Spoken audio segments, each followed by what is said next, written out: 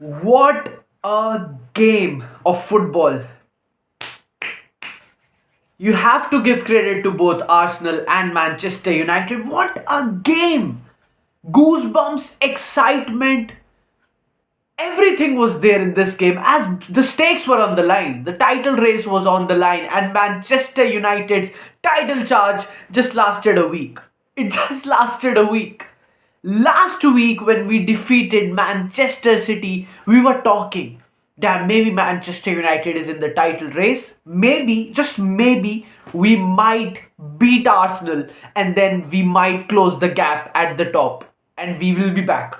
But in that 1 week, we drew to Crystal Palace and then a decimation by Arsenal at the Emirates. And what a game of football! No discredit to Arsenal, they played fantastic football all around. Starting off, let's start how the match went. Let me tell you how the match went. Marcus Rashford opened the score, and what a banger! What a banger! When the shot was placed, I knew it was going in. I just knew it was going in because Rashford is in such good form right now. And he is the main man for Manchester United, as I've said. And he scored a perfect banger. A perfect one. Then Arsenal come back. Eddie Nketiah scores the equalizer for Arsenal. And I thought maybe Arsenal is going to win it because they had more shots, they were playing good football. But no, the game doesn't end right now. We still have three more goals to cover. Lisandro Martinez and Bukayo Saka's goal. First, Bukayo Saka scores from outside the box, and damn, Arsenal lead 2-1.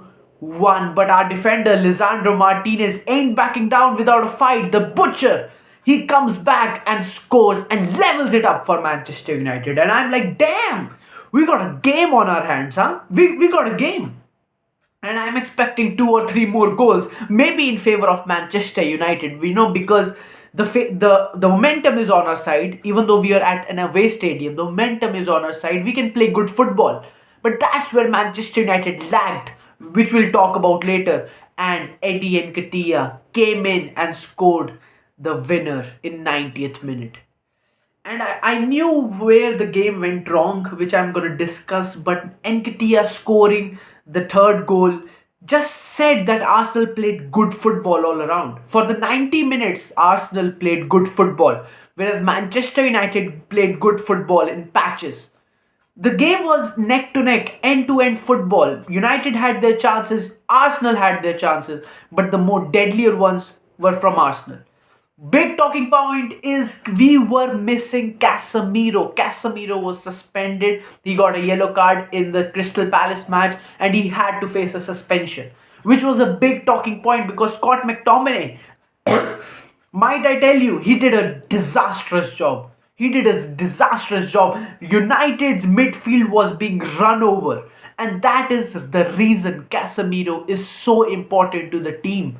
He holds the midfield together. He makes sure that Bruno Fernandes and Christian Eriksen can go out and attack because he is the main pivot.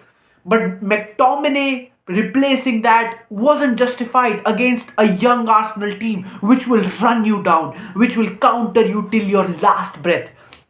And Arsenal did that. They had 25 shots on target. You can see the stats right here compared to only 6 shots of Manchester United. Where is the problem here?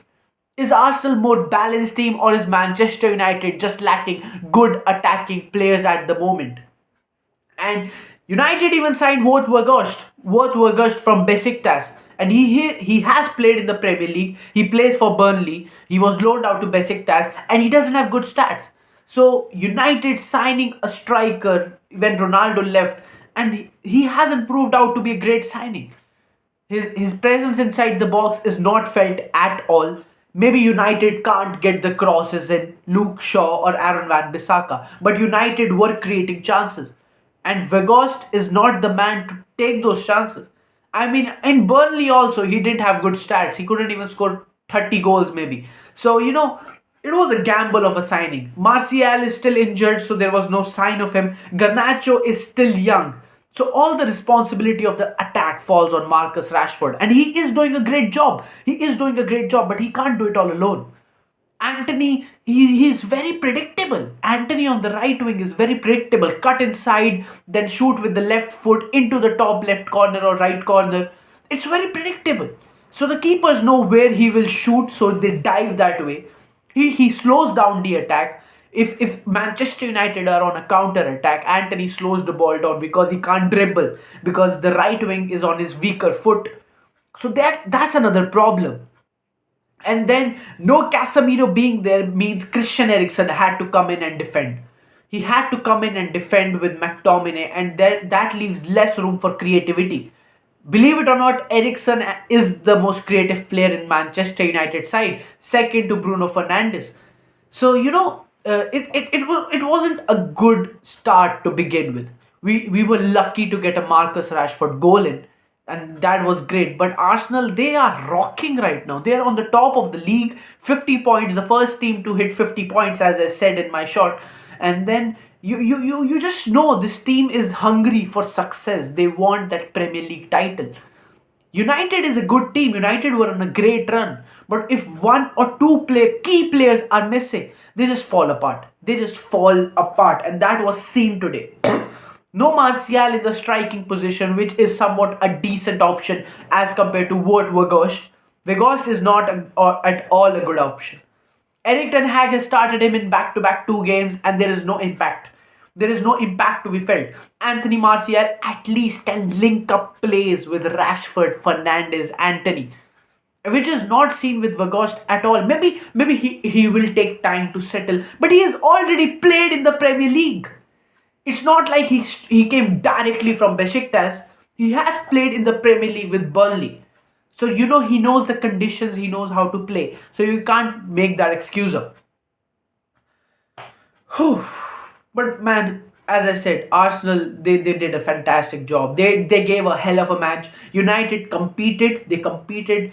3-2 is not a bad defeat. It's not at all a bad defeat. Sometimes luck is not on your side, and sometimes you're just not good. But United played a decent match, but they were just missing Casemiro and maybe Martial to go the extra distance. To go the extra distance. I mean, that's where I felt. And United were wasteful. They created chances, but only having 6 shots compared to 25 shots of Arsenal. That shows how much Arsenal can get inside the box, whereas Manchester United can't. Because they don't have players that have a good presence inside the box, I feel like. They don't have. Nobody demands a presence in the box except of Rashford or maybe Martial. And Martial was not there today. So, United need to work a bit, but we still have top 4 in our hands. Arsenal can go on, get the Premier League. We have to fight for top 4. Tottenham Hotspur is right behind us. We are in the 4th place right now. 2nd City, 3rd Newcastle. Quite a shocker Newcastle is there, but they have the money. So it is what it is. But Arsenal defeat Manchester United 3-2. Like and subscribe for more football updates. I will keep you guys posted. Check out my football shorts. I regularly post there for all the latest football matches. Stay safe.